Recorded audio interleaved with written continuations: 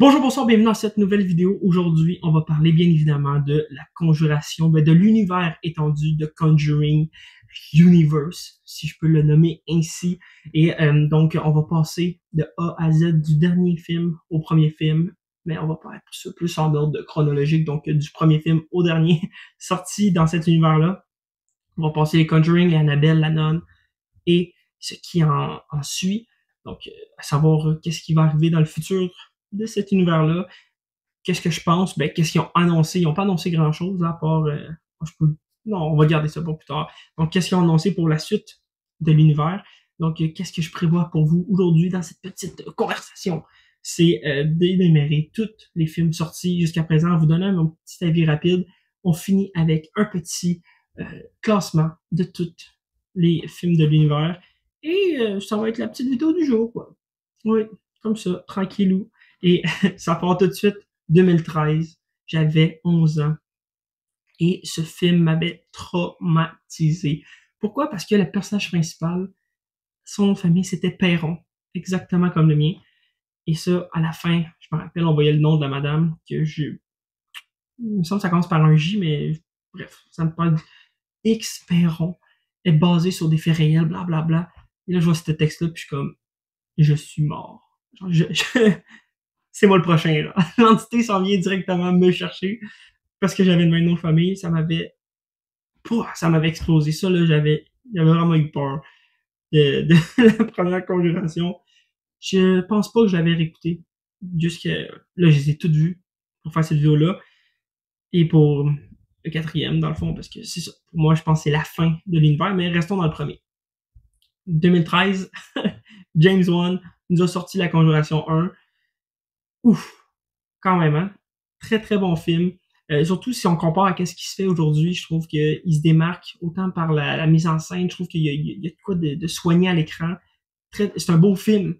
Hein, c'est pas juste un film d'horreur où est-ce que, hey, gars, on va filmer, gang, éclairage série, où est-ce qu'on se forcera pas trop. Ici, tout est soigné. Très, très bon film. Mais en le réécoutant, j'ai remarqué que mon souvenir du film était plus grand. J'avais plus peur que je pensais du film. Je sais pas si c'est clair dans qu'est-ce que qu'est-ce que je viens de dire, mais on dirait que j'avais plus peur d'avoir peur que j'ai vraiment eu peur. Ouais, je sais, je pense que je sais pas si vous comprenez. Je peux essayer une dernière fois de vous expliquer. C'est que mon souvenir du film me faisait plus peur que le film lui-même. Je pense que là c'est plus clair. Et ça résume pas mal la déception que j'ai eue quand j'ai réécouté le film. J'ai trouvé ça moyen. Mais c'était bon. C'est un bon film, mais en termes d'horreur, j'ai pas eu peur. Pas vraiment, mais. Puis j'ai tout réécouté les films avec ma copine, puis pour elle, en gros, l'univers, elle, c'était plus... perte de temps, c'est un petit peu violent, mais c'est correct. Elle a pas trouvé ça plus effrayant que ça, puis même pour elle, son opus préféré, ça a été le quatrième, c'est parce que c'était de la nouveauté à comparer les autres. Le quatrième, on va y revenir plus tard. Et sinon, avant de sauter à l'autre film de l'univers, je voulais faire une petite parenthèse sur James Wan, qui est un peu le GOAT. Non, on se mentira pas, le GOAT de l'horreur moderne. Depuis les années 2000, il nous sort des belles petites pépites pour nous, les fans de l'horreur. Puis, faudrait le remercier. Hein? Moi, je le remercie, James Wan. Puis c'est ça que je fais en ce moment. J'ai pas écouté Dead Silence, Maleficent, le film qui est sorti en 2021. Mais sinon, Insidieux, moi, je suis un très, très grand fan. Je préfère peut-être même Insidieux à la Conjuring Universe. En tout cas, à tout l'univers Conjuring, même si le plus numéro 3, je dois le regarder une nouvelle fois. On parle d'Insidieux ici. Et le 4 que j'ai jamais vu parce qu'on m'a toujours dit que c'était nul à chier. Pourtant, Insidieux 1, 2, j'ai adoré. Ça se répond. Ben, c'est une duologie, entre guillemets, jusqu'à temps que le nouvel opus du cinquième sorte il y a 2 ans, 1 an. Et pour moi, j'ai adoré ce film-là. J'avais écouté le 1-2 pour ce film-là quand il est sorti en salle. Puis honnêtement, l'expérience, la salle était incroyable. Il y avait tellement de monde. C'était fou, mais on va y revenir, là. On va rester dans l'univers Conjuring. Donc, c'est ça. Merci, James Wan. Je trouve que ces temps-ci, Aquaman, c'était pas mauvais, mais Aquaman 2, puis il faudrait qu'il revienne un petit peu plus à l'horreur. Donc, suivons la suite de l'histoire pour 2014. Oui, Annabelle, premier du nom. C'est un film qui a que, au début, je suis comme, ok, ouais. Ils vont commencer à nous faire ça. Ils vont nous mettre, Annabelle qui était présent dès le début de la de la Conjuration. Je me mélange entre les titres, hein, parce que, on a les titres québécois et on a les titres anglais. Puis je pense qu'en France, ils ont gardé Conjuring de Conjuring, puis ils ont juste rajouté des petits sous-titres. Afin, comme le premier, c'est les dossiers Warren. Comme moi, je comprends même pas comment ça mon Blu-ray est en français. Puis le Confield, je pense que c'est aussi le titre français. Fait que je comprends pas parce que sur mes deux Blu-ray ici, j'ai pas de piste francophone canadienne. J'ai pas de VFQ, j'ai juste la VF. Là, je vais pas dire de merde, là, mais là, c'est pas. Je veux pas me lancer je veux pas m'attaquer à tout un pan d'une culture francophone qui est juste pas la mienne, dans le fond. Là. Tu sais, quand t'es habitué d'entendre un acteur avec une telle voix, ben t'aimes ça l'entendre. Tandis que vous, ben c'est l'inverse de nous. Vous avez vos voix francophones. C'est respectable. Mais je préfère quand The Rock parle avec une vraie voix d'homme qu'une petite voix. Bref, je m'égare.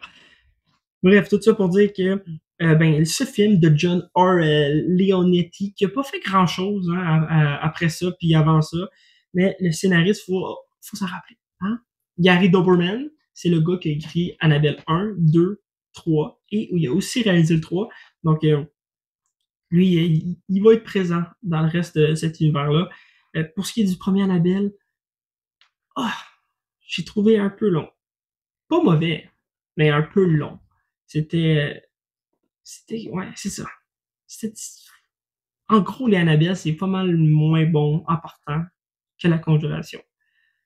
Mais au moins 2 ans plus tard, 2016, Conjuring 2. J'ai encore voulu dire en français pendant anglais en même temps. La Conjuration 2 sort avec toujours James Wan aux commandes, les mêmes scénaristes.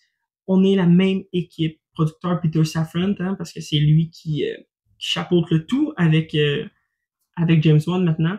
Donc, les critères principaux pour faire partie de l'univers Conjuring, c'est qu'il faut que ce soit produit par Peter Safran et par James Wan, puis normalement, tu rentres automatiquement dans l'univers Conjuring. Cependant, le film qui vient mettre un bémol partout là-dedans, c'est La Llorona, réalisé par Michael Chaves. Le film, honnêtement, c'est oubliable. Ce film-là, il était vraiment nul à chier. Je me demande même pourquoi ils sont allés chercher Michael Chaves, parce que pour la suite de l'univers Conjuring, on va y revenir. C'est un nom qui revient souvent. Moi, je pense que c'est l'ennemi numéro 1. C'est lui. C'est pas Valak, c'est pas les démons, c'est Michael Chaves. Mais bref. Pour ce qui est où est-ce que je voulais m'en aller, c'était que c'est produit pas par les deux, la Llorona, fait que ça rentre pas dans l'univers Conjuring, mais on a le père Perez qui était dans Annabelle 1 ou 2. En tout cas, il y a des prêtres qui reviennent d'un film à l'autre. Il y a plein de monde qui pensent ou qui disent que le film est dedans l'univers Conjuring, mais non. Non, je pense pas. Puis même James Wan était supposé de produire une suite à la Llorona qui pense pas va voir le jour un jour. Ça se dit, oui, ça se dit-tu? Va voir un jour, le jour. Mais ça existe pas. Ça existera pas, puis c'est pas de valeur parce que c'était pas bon. Mais je pense que non, à un moment donné, les fantômes, là, faut qu'il y ait quelque chose de plus. Là. Faut qu'il y ait une petite idée de plus comme dans la Conjuring 2. J'ai encore dit franglais. La Conjuring 2, qui est meilleur que le 1, qui s'assume plus que le 1, qui a une patte artistique encore plus belle pour moi que le 1. Plus sombre, plus on est dans le bleuté, tandis que dans le premier, on est plus dans le jaune. Il y a quoi de plus effrayant dans ce Conjuring 2-là. Il y a tous les petits messages subliminaux de Valak. Il est marqué Valak partout dans le film. Puis si vous n'avez pas remarqué, moi, c'est ma copine qui me l'a fait remarquer. Parce que c'est comme la bibliothèque. C'est-tu là? C'est-tu le moment de la bibliothèque? Oui, il est marqué. Hey, elle dit check, il est marqué Valak. Je suis comme, what? De quoi tu parles? On recule ça, il est marqué. Paf. Puis là, quand tu lis dans la bibliothèque, il y a comme plein de petites lettres qui paraissent plus fortes que d'autres. Il est marqué Valak, à un moment donné dans la cuisine. 2, 3 fois, 4, 6 pas 4 moments où est-ce qu'il est marqué Valak. Puis ça, j'ai trouvé ça insane comme petit clin d'œil. Puis comme pour montrer que l'emprise de ce démon-là, il est tellement fort qu'il dépasse même la maison où est-ce qu'il hante la famille. C'était wow. Puis pour moi, je veux pas trop spoiler mon classement de fin, mais Conjuring 2, c'est une petite pépite. Après ça, on a Annabelle, la conjuration. C'est pas ça. Annabelle, la création. Création sortie en 2017. C'était pas... c'est pas fameux. Regarde, Annabelle, c'est pas fameux. Bref, on peut même le sauter tout de suite, là. La nonne. Pour ce qui est de la nonne, eh ben, on a... la première fois que je l'ai vu, j'ai trouvé ça correct. Je l'ai réécouté, puis honnêtement, j'ai pas adoré. Je l'ai préféré. Je l'ai bien aimé. J'ai bien aimé la nonne. Pour ce qui est de Annabelle 3, par contre, encore sans dénigrer trop Annabelle, je pense qu'ils ont étiré la sauce plus vite que Conjuring parce que ben, c'est la même poupée, encore et encore. Ici, on a décidé de mettre ça dans la maison des Warren, qui est un point positif. Mais le point négatif, c'est tout le reste. Tous les autres, les personnages sont nuls, sont même pas le fun à suivre. C'est filmé comme le cul. Ils nous vendent ça comme étant genre un Conjuring 0.5 ou en tout cas, le 2 était sorti, fait qu'il y a un 2.5 pour faire attendre le 3.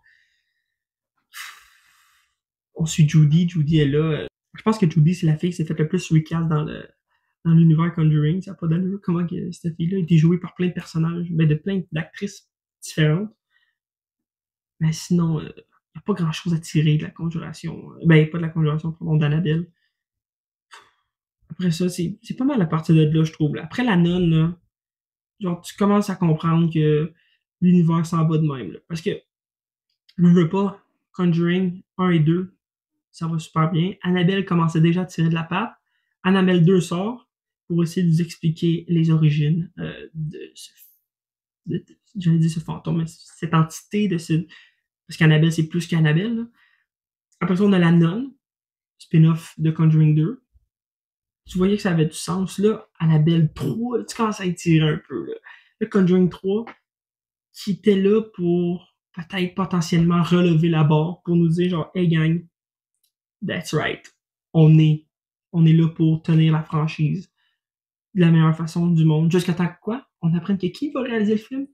Michael Chavez. Le gars qui venait de faire la merde 2 ans plus tôt ou 1 an plus tôt de la Llorona. Puis t'es genre, oh non. Oh non, ce gars-là revient. Puis c'est lui qui va s'occuper de Conjuring 3. Fuck off. Et ben, ce Conjuring de sortie en 2021, c'est lui qui est... Ben, il était supposé de sortir avant. On ne mentira pas, la pandémie a décalé beaucoup de films. Et le film... je m'attendais à pire parce que j'avais pas écouté moi quand il est sorti. Parce qu'on m'avait tellement dit de mauvaises choses que j'étais comme, ah, ça va être vraiment nul à chier. Le concept de film d'horreur judiciaire, il y avait quoi d'incroyable à faire et ils ont scrappé le concept. Oh, avec une sorcière, puis là, t'es comme, fuck off. Genre, on parlait déjà d'une sorcière dans le premier film, pourquoi tu ramènes ça? Oui, la méchante antagoniste est physique, mais au-delà de ça, oh je trouve que c'est à partir d'Annabelle, ils ont commencé à mettre beaucoup d'effets spéciaux dans les, même la nonne, là, la fin de la nonne 1, là, ça finit quand même en genre de film d'action, là. Ça n'a pas d'allure. On s'éloigne trop, je trouve, des films d'horreur. Oui, ça peut monter en intensité, mais c'est pas obligé de devenir un gros film d'action sale où est-ce que t'es comme genre, Chris, que Dominique Toretto pourrait débarquer puis ça aurait de l'allure. Là. Ça n'a pas de sens. Donc, le film, concept juridique, horreur, le fait que les Warren auraient dû défendre le garçon qui est tué sous l'emprise du diable, hein, parce que c'est le titre du film. Donc, c'est comme, ah, ça aurait pu être bon.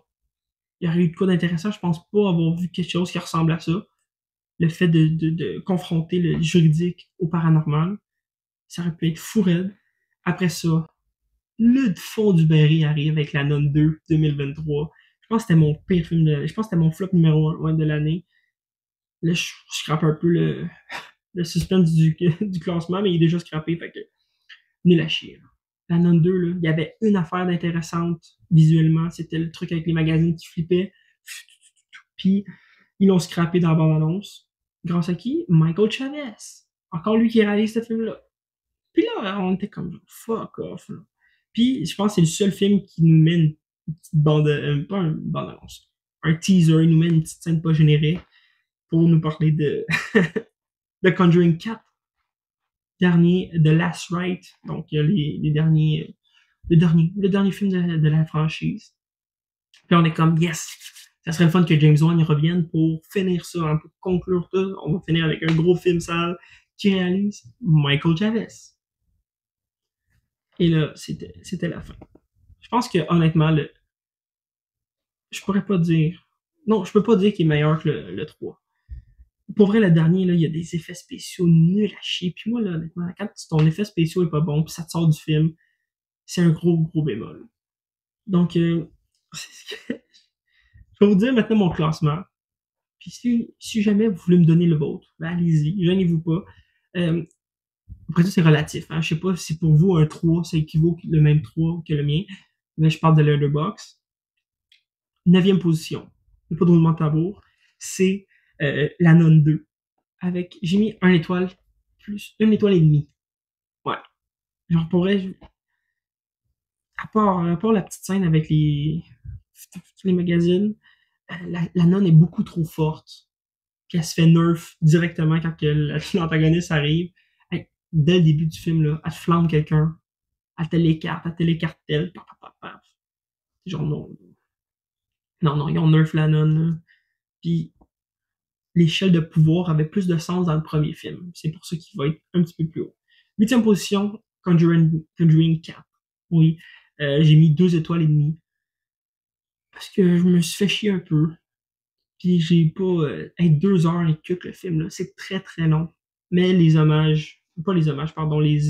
adieux à nos deux personnages, parce que faut pas se mentir que les Warren ont quand même marqué plus fort, peut-être même que les antagonistes de leur film. Hein. On a aimé ça, suivre ce couple-là. Est-ce que si ça n'avait pas été basé sur des faits réels, est-ce qu'on aurait aimé ça autant? Je sais pas. Après ça, encore à 2 étoiles et demie, on a à 7e position Annabelle 2. 3, pardon, 3. Parce que oui, j'ai vraiment moins aimé que la première fois que je l'ai vu. Mais que les autres fois que je les ai vus. Ensuite, Annabelle 6, non, Annabelle 1 à la 6e position, 2 étoiles et demie.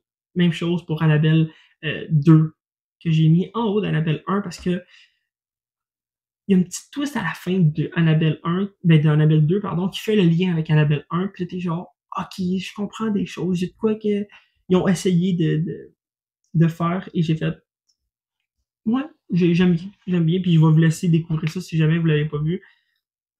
Après ça, 4e position, juste avant le podium, j'ai mis Conjuring 3. Ouais, j'allais dire 4, mais c'est le 3, c'est le 3e à la 4e position. Donc, c'est Conjuring 3, Devil Made Me Do It, ou, bref. 3, c'est quand même beaucoup fort. Je pense que je vais le descendre à 2,5. Ouais, je vais faire ça tout de suite. Je vais le descendre à 2,5.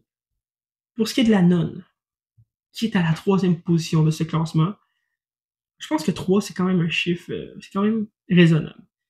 On vient chercher le meilleur antagoniste de la franchise, Valak. Scène d'intro incroyable, avec la nonne qui se pend et tout. On suit des personnages qui, on ne veut pas, ont une influence dans la saga. Je parle du Québécois, de Frenchie, qui va revenir, on a déjà vu dans le fond sans le savoir, puis il y a une petite twist là-dessus qui est quand même très cool aussi. On a la fille, Lorraine Warren, qui est, dans le fond, son ancêtre. Peut-être pas sa grand-mère directe, ou peut-être arrière-grand-mère, ou ça dépend des années, là, je me rappelle pas exactement de tout. En tout cas, c'est de la même lignée, c'est sûr, parce qu'ils ont exactement les mêmes pouvoirs, en gros. Et la nonne 1, pardon, à la 3e place, c'est bien, évidemment, sa place, ça va là pour moi. Ensuite, Conjuration 1, j'ai mis 3 étoiles parce que j'étais un peu déçu. J'étais un peu déçu, je ne mentirais pas. Et le premier, Conjuring 2, j'étais là depuis le début. Mais j'ai mis juste 3 étoiles et demie. Est-ce que ça mérite? Oui, je pense que c'est ça, mais je peux pas mettre 4. Je me verrais mal mettre 4. Parce que oui, j'ai passé un super bon moment en Conjuring 2, mais genre, j'ai pas le goût de les réécouter en ce moment. Là. Je regarde ça, là, je les regarde toutes, puis je suis comme, j'espère que c'est la fin. Parce que honnêtement, c'est pas un film que j'ai le goût d'écouter à chaque Halloween ou à chaque saison d'horreur. J'ai pas le goût de me replonger dans cet univers-là. Pas plus qu'il faut. Et pour ce qui est de la fin, pour ce qui est du futur, pardon, parce que c'est pour la fin de la vidéo, mais pour ce qui est du futur de l'univers, on a annoncé une série avec Ed et Lorraine, plus jeunes. Est-ce que ça vaut la peine? Je sais pas. J'ai aucune idée. Mais sur ça, pour moi, c'est la fin. Donc, merci d'avoir regardé. On a fait vite ça, vite, comme ça, dans cette petite vingtaine de minutes. Sur ça, je vous dis merci d'avoir regardé. Dites-moi votre classement, vous, dans les commentaires. Sur ça,